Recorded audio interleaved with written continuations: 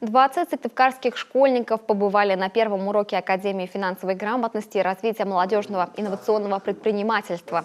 Пилотный проект реализуется в рамках программы развития опорного вуза. Обучение будет проводиться на площадке СГУ в формате встреч, семинаров и мастер-классов. Образовательная программа предусматривает, что ребята познакомятся с финансовым и бизнес-планированием. Школьники, а это учащиеся старших классов, научатся искать источники финансирования инновационных бизнес-идей.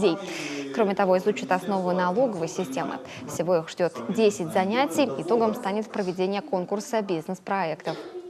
Если меня как-то что-то удивит, что-то окажется новое на этих занятиях, то, наверное, свяжу все-таки в сфере финансов в своей жизни. Мы все встречаемся и в обыденной жизни, и в бытовой, и в профессиональной тем более, с вопросами, где нам нужно иметь финансовую компетентность.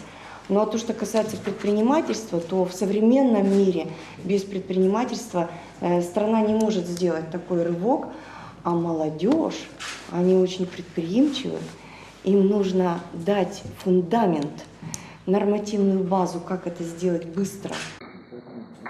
Уроками финансовой грамотности, напомним, отныне пронизаны все уровни образовательных учреждений региона, от детских садов и школ до высших учебных заведений.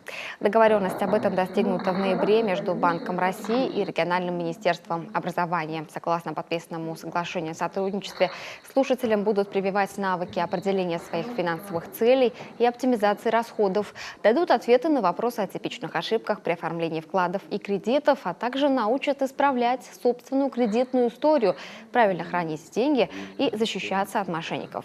В конце прошлого года пилотный проект был запущен в 72 регионах.